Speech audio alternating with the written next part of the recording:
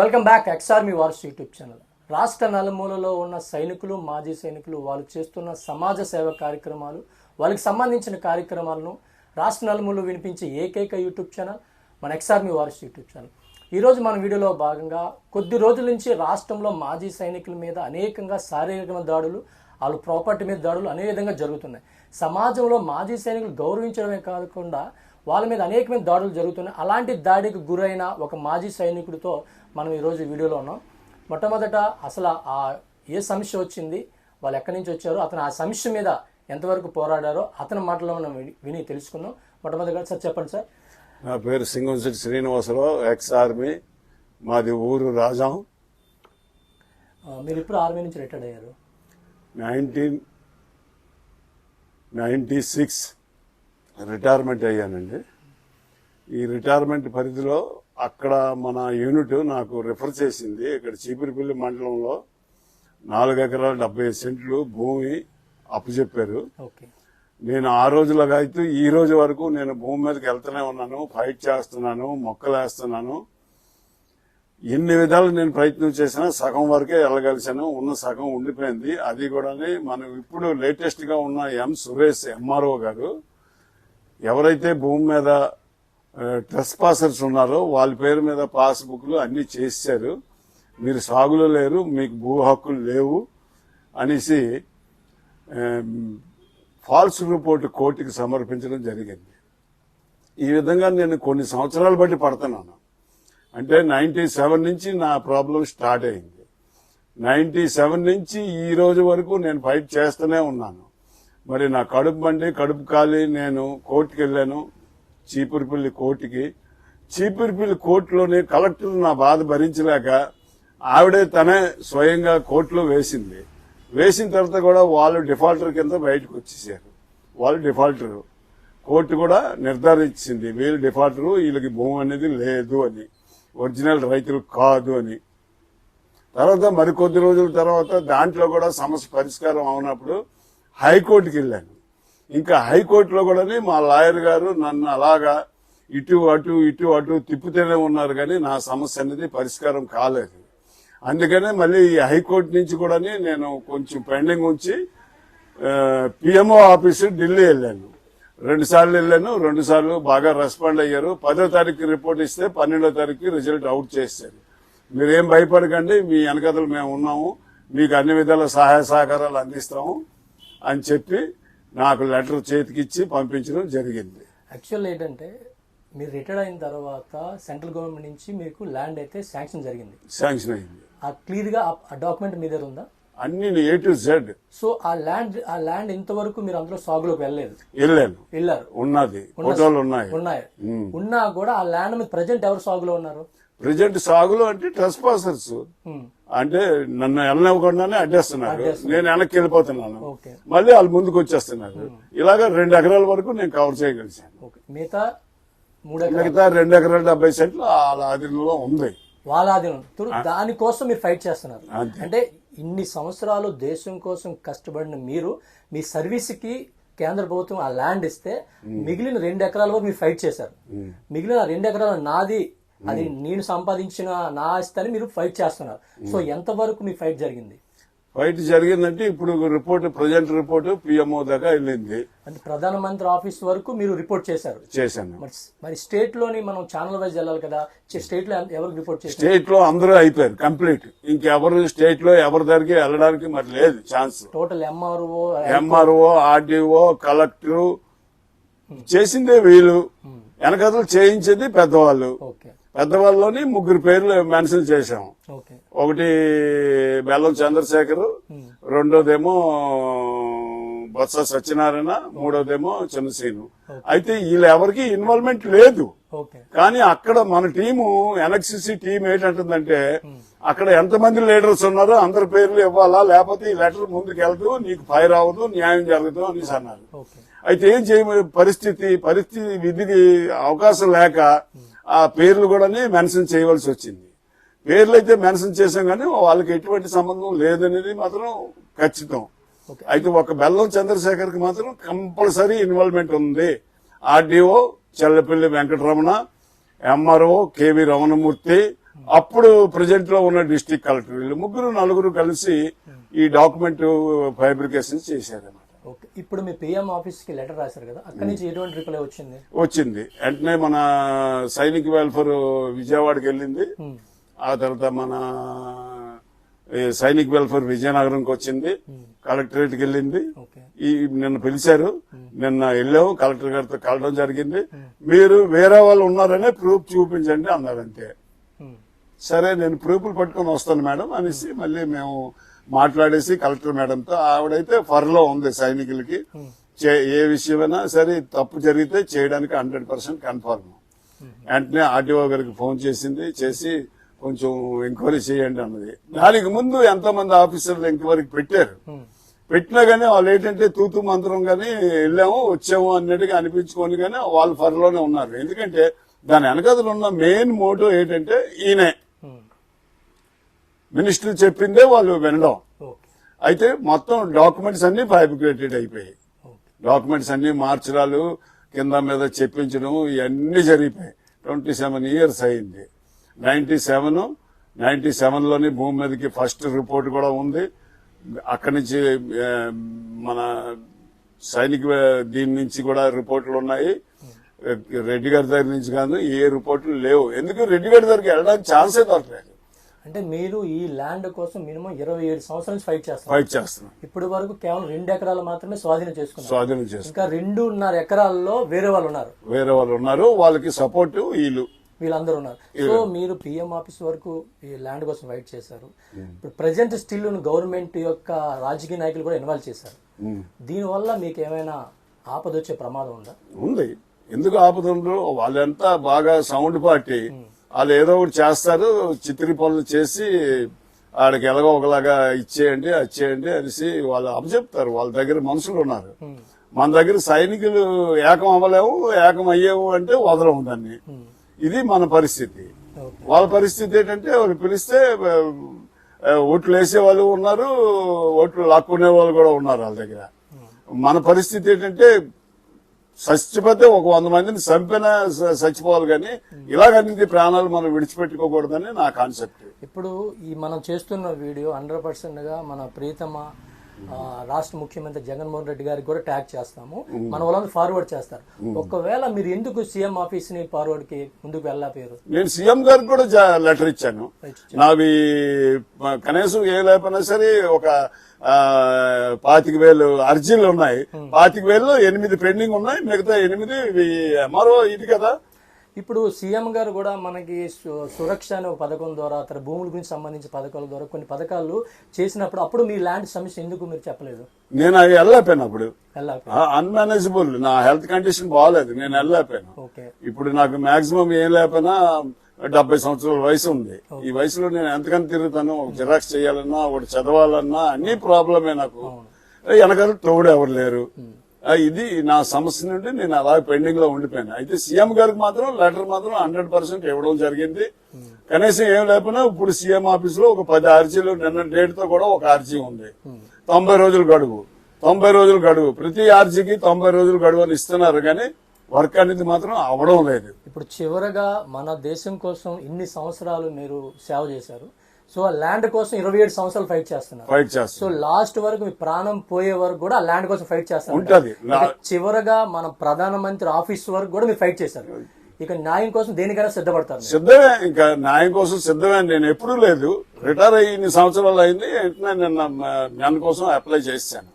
ఎందుకంటే బితుకు అని బతకడం అనవసరం. ఒక 10 మందినైనా వేసి మనం చచ్చిపోయినా పర్వాలేదు.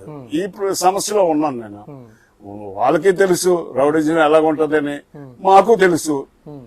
మేము మిలిటరీలోకి వెళ్ళి బాగుపడ్డాం, కానీ మిలిటరీ నుంచి వచ్చిన తర్వాత చెడిపోయాం కాబట్టి ఇక మా ప్రాణాలు పోయినా పర్వాలేదు. మేము అన్నిటికీ సిద్ధమే, రంగానికి యుద్ధానికి అన్నిటికీ సిద్ధమే. అయితే ఏంటంటే మనకు తెలియకుండా ఏదైనా చేస్తారేమనే ఒక భయం, భీతి అనేది ఉన్నది. ఇప్పుడు ఈ వీడియో 100%గా రాష్ట్ర ముఖ్యమంత్రి వరకు చేరే వరకు మన ఎక్స్ఆర్ఎస్ మీకు సపోర్ట్ చేస్తారు. సో ముఖ్యమంత్రి గారికి మీరు ఏ విన్నపం చేసుకుంటారు? ముఖ్యమంత్రి గారికి నాకేం అక్కర్లేదు సార్. నాకు ఇన్ని సంవత్సరాలు బట్టి స్ట్రగల్ చేశారు. న్యాయపరంగా ఉన్నదానికి మీ న్యాయకులు నాకు అన్యాయం చేశారు కాబట్టి మీరు ఒక్కసారి పరిశీలించండి. అందులో ఏవైనా సరే నా వల్ల తప్పు ఉంటే నేను ఉరికంబం ఎక్కడానికైనా సిద్ధంగా ఉన్నాను. కానీ ఎంఆర్ఓ మాత్రం 100% ఎంఆర్ఓ, ఆర్డీఓ, అప్పుడు ఉన్న డిస్ట్రిక్ట్ కలెక్టర్ ముగ్గురు ఏకమయ్యారు. వేలకి వెనకతల సపోర్ట్ గాని మన ఈయన పిఎం గారు ఉన్నారు. ఇంతవరకు మాకు కన్ఫర్మ్ అయిపోయింది. నేను 3 యూనిఫార్మ్ సర్వీసులు చేశాను. రైల్వే ప్రొడక్షన్ ఫోర్స్, ఆర్పిఎఫ్, తర్వాత ఆర్మీ, తర్వాత వైజాగ్ కస్టమ్స్. ఇన్ని అర్హతలు ఉన్నాయి నాకు. యూనిఫార్మ్ వేసుకుని నేను ఎక్కడికైనా దూరిపోగలను, ఏదైనా చేయగలను. కానీ అలాంటి దుర్బుద్ధి నాలో లేదు. ఇప్పుడు 100% గా మీ పోరాటంలో అందరూ వైరల్ అయింది. పిఎం ఆఫీస్ వరకు మీ ల్యాండ్ కోసం పోరాట చేస్తున్నారు. సో రేపేమొచ్చి ఈ వీడియో ద్వారా జగన్మోహన్ రెడ్డి గారి ఆఫీస్ వరకు వెళ్తుంది. 100% న్యాయం మీకు న్యాయం జరుగుతుంది, మనం పోరాడుతున్నాం. సో వీడియో చూస్తున్న అనేక మంది సైనికులు, సర్వీస్ లో ఉన్న సైనికులు కానీ, ఎక్సర్విస్మెన్ కానీ, ఈ వీడియో నాకు సంబంధించి కాదు, నా ల్యాండ్ కాదని మీరు అనుకోవద్దు.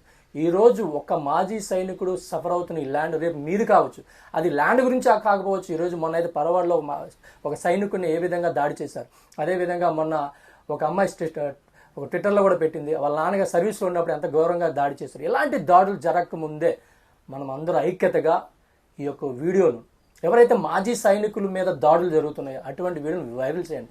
ఏదో మీరు ఇష్టాసరంగా ఈ యొక్క ఎంటర్టైన్మెంట్ వీడియోలు, ఎన్నో వీడియోలు మీరు వైరల్ చేస్తున్నారు. కానీ ఒక సాటి సైనికుడు యొక్క బాధ ఏ విధంగా ఉంటుందో జగన్మోహన్ రెడ్డి గారికి, తర్వాత అందరికీ తెలిసే విధంగా వైరల్ చేయండి. అదేవిధంగా ఎవరైతే ఫస్ట్ టైం ఈ ఛానల్ చూస్తున్నారో, ఇది కేవలం కమర్షియల్ ఛానల్ కాదు. మాజీ సైనికులకి ఎవరికైనా ఎటువంటి ప్రాబ్లం వచ్చింది, ఈరోజు చూడండి, ఇతను అదే చాలా దూర ప్రాంతం నుంచి మన ఛానల్ వెతికి, మన ఛానల్ కొన్ని వీడియోలు చూసి, ఈ ఛానల్ ద్వారా నాకు న్యాయం జరుగుతుందో ఒక నమ్మకంతో మాత్రమే ఇక్కడ రావడం అయితే జరిగింది. ఇతను వయసులో కూడా చాలా పెద్దవాళ్ళు. సో ఇలాంటి వ్యక్తులు ఇంత దూరం పిఎం ఆఫీస్ వరకు కూడా ఫైట్ చేస్తున్నారు. సో మాజీ సైనికులందరూ ఈ వీడియోని షేర్ చేయండి, లైక్ చేయండి, సబ్స్క్రైబ్ చేసుకోండి. మరికొన్ని వీడియోలు, ఇలాంటి వీడియోలు ఎక్కడైతే ఇంకా అనేక మంది కూడా మన ప్రాపర్టీ, సైనికుల ప్రాపర్టీ గురించి కానీ అనేక సమస్యలతో బాధపడుతున్నారు. ఎవరైనా ఉంటే నాకు సంప్రదించండి. మీరు 100%గా ఇది ఎటువంటి కమర్షియల్ ఛానల్ కాదు, ఇది ఒక సర్వీస్ ఛానల్, మీకు గమనించండి. సో దీన్ని లైక్ చేయండి, షేర్ చేయండి, సబ్స్క్రైబ్ చేయండి. సార్ చివరిగా ఒకే మాట, ఈ యొక్క పిఎం ఆఫీస్ వరకు వెళ్ళారు, మీరు రేపు సీఎం ఆఫీస్ వరకు వెళ్తారు. ఇంకా ఎంతకైనా వెళ్ళడానికి రెడీగా ఉన్నాను. ఇంక లేవు కదా అక్కడికి మించి లాస్ట్ ఛానల్ అది. పిఎం ఆఫీస్ తప్పించి ఇంకేటి ఉంది? ఎందుకంటే నా బాధ ఏంటి, ఇంకేటి? నేను ఆ భూమి చూపించి 2 ఆడపిల్లకి పెళ్లి చేశాను. ఇప్పుడు కూతుర్లు అడుగుతున్నారు, అల్లుళ్ళు ఏమో ఎక్కేస్తున్నారు. ఇప్పుడు వాళ్ళకి ఏ సమాధానం చెప్పుకోలేకపోతున్నాను. అక్కడ హెవీ టార్చర్ అయిపోయింది 2 ఫ్యామిలీల్లోనే. డిప్రెషన్ లోకి వెళ్ళిపోతున్నారు. డిప్రెషన్ కాదు, ఇక చచ్చిపోయినా పర్వాలేదు కానీ దీన్ని సాధించుకోవాలి. అలాగే ఏ ప్రాబ్లం లేదు సార్. అధికారులు కూడా ఎవరు కూడా అన్యాయం వైపు ఎవరు పరిగెట్టరు. వాళ్ళకి రూల్స్ అని తెలిసి న్యాయం జరుగుతుంది. మీ వెనకాల 100% మన సైనిక్ బోర్డు ఆఫీసర్ గారు ఉన్నారు, జిల్లా సైనిక్ బోర్డు ఆఫీసర్ ఉన్నారు. ఆ విధంగా అయితే ప్రత్యేకంగా మీకు ఒక జగన్మోహన్ రెడ్డి ఆఫీస్ వరకు తీసుకెళ్లి మీకు న్యాయం జరిగేలా చూద్దాం. సో మీరు దీనికైనా సిద్ధంగా ఉండాలి, న్యాయం జరగడానికి. సో ఈ వీడియో ద్వారా ఇతనికి న్యాయం జరగాలి. వీళ్ళు 27 సంవత్సరాల నుంచి పోరాటం చేస్తున్నారు ఈ ల్యాండ్ కోసం. సో ఎవరైతే ఆ యొక్క 2.5 ఎకరాల్లో స్థలాల్లో ఉన్నారో వాళ్ళకి కూడా అధికారులు పిలిపించి, మన వీర సైనికులు ఈ రోజు వరకు అధికారులు పిలిపించలేదండి. కనీసం వాళ్ళ డాక్యుమెంట్ వాళ్ళ రేట్ ఉన్నాయో చూడలేదు. నేను ఎంత బాధపడాలా? వాళ్ళ దగ్గర ఏ డాక్యుమెంట్స్ ఉన్నాయి? వాళ్ళకి పట్టాలు ఇచ్చారా? ఏంటి? ఎలాగొచ్చింది వాళ్ళకి భూమి? నాకు ఎలాగొచ్చింది? నాకు వచ్చింది కూడా ఒక ఇనాందారులేమో గవర్నమెంట్ కి ల్యాండ్ సీలింగ్ యాక్ట్ లోని 7 ఎకరాల 26 సెంట్లు ఇచ్చారు. ఇచ్చిన దాంట్లో నాకు 4 ఎకరాల 70 సెంట్లు నాకు అలర్ట్ చేశారు. ఈ ఎన్ని కొలిసిన దగ్గర నుంచి వాడితోటి మీది కాదు ఈ భూమి, మీది కాదు ఈ భూమి. సరే ఎంఆర్ఓ మీద కూడానే వాళ్ళు కలబడ్డారు. అప్పుడు కూడా నేనే ఆపాను.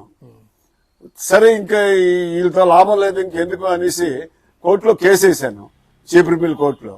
ఆ కేసులో కూడానే కలెక్టర్ గారి ఇన్వాల్వ్మెంట్ అయ్యి ఆయన్ని ఎలాగైతే మొత్తాన్ని డిఫాల్టర్ చేశారు.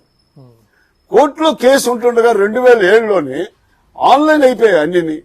వాళ్ళ పేరు మీద అన్ని ఆన్లైన్ చేశారు. వాళ్ళకి అక్కడ భూమే లేదు. 1/3, 2/3 సెటిల్మెంట్ కింద 7 ఎకరాలు ఉంది. అది 50 ఎకరాలు సరౌండింగ్ అన్నమాట. ఇది ఎంత ఘోరంగా డాక్యుమెంట్. నాకు ఈ బాధ లేదు కానీ నేను రోజు వారంకు 2 సార్లు వెళ్ళి ఆర్డీఓ దగ్గర నా ఫైల్స్ తీసి చూసుకుంటేవాడిని. ఏంటి సార్ ఇంకేంటి పొజిషన్, ఇంకేంటి చేయమంటారు అంటే లేదు నాన్న తగులో ఉంది, కొంచెం సెటిల్ అవుతుంది అని అలాగా వారంకు 2 సార్లు వెళ్ళి నా ఫైల్ ని చెక్ చేసుకుంటేవాడిని.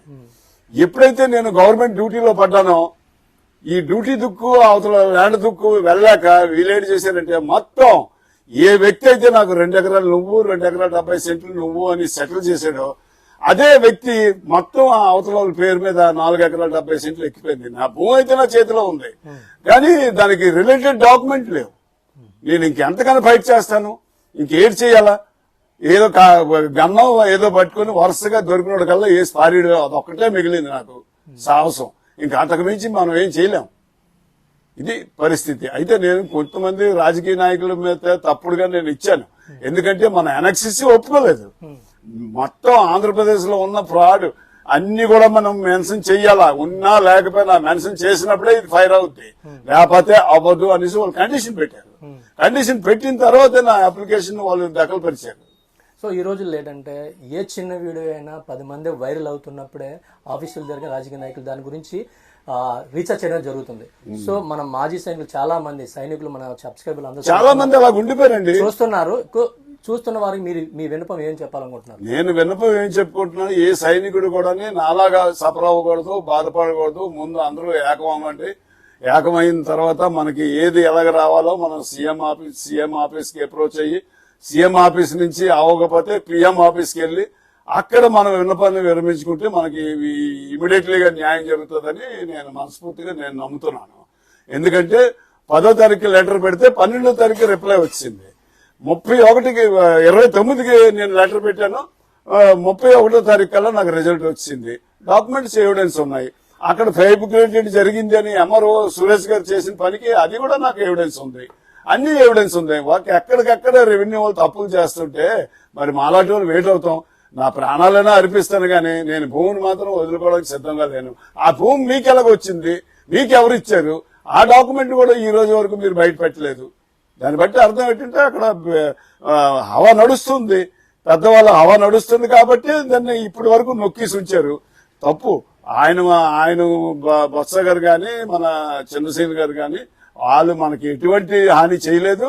వాళ్ళ పేర్లు కూడా చెప్పడం తప్పు, కానీ అక్కడ మన ఎన్ఎక్సిసి టీంలో మాత్రం ఒప్పుకోలేదు. మీరు ఎంతమంది మీకు చీఫ్ ప్రిమిలో వాళ్ళు వెంటనే లెగిసి ఫోన్ చేశారు, విజయనగరం ఫోన్ చేసి కన్ఫర్మ్ చేసుకొని కనుక్కొని ఇక్కడ లీడర్స్ వీళ్ళ వల్లే అన్ని అవుతున్నాయి అనేసి వాళ్ళు మెన్షన్ చేశారు. ఇందులో నా తప్పు ఏంటంటే నాకు టార్గెట్ మాత్రం బెల్లం చంద్రశేఖర్ 100% ఇన్వాల్వ్మెంట్ ఉంది. ఇది స్టోరీ. దయచేసి మాజీ సైనికులు అందరూ మాకు సహాయ సహకారాలు అందిస్తారని, నా ప్రాణానికి కూడా గండం ఉండొచ్చు, ఒకవేళ ఎట్టి పరిస్థితుల్లోనైనా నా ప్రాణాలైనా నేను తెగించడానికి సిద్ధంగా ఉన్నాను. మీరు దయచేసి మాకు కోఆపరేట్ చేస్తారని మీ అందరికీ మనస్ఫూర్తిగా నమస్కరించుకుంటున్నాను. Okay, thank you sir. మీ యొక్క అమూల్యమైన టైం మన ఎక్సామి వార్స్ యూట్యూబ్ ఛానల్కి ఇచ్చారు. సో ఎంతమంది అయితే మాజీ సైనికులు చూస్తున్నారో చూసారు కదా, ఒక ప్రాణ భయంతో కూడా అతను ఉన్నారు. 27 సంవత్సరాలు చేస్తున్న ఈ యొక్క పోరాటం పిఎం ఆఫీస్ వరకు చెల్లింది. ఇప్పుడు అతను కూడా ఒక భయం పట్టుకుంది, పొలిటికల్ లీడర్ పేర్లందరినీ యాడ్ చేయడం వల్ల వాళ్ళు ఏ విధంగా చేస్తారని. సో దయచేసి ఎవరైతే ఈ వీడియో చూస్తున్నారో వీరికి న్యాయం జరిగే వరకు ఈ వీడియోని షేర్ చేయండి, లైక్ చేయండి, సబ్స్క్రైబ్ చేయండి. Ex-army wars YouTube channel number ఇచ్చేయండి.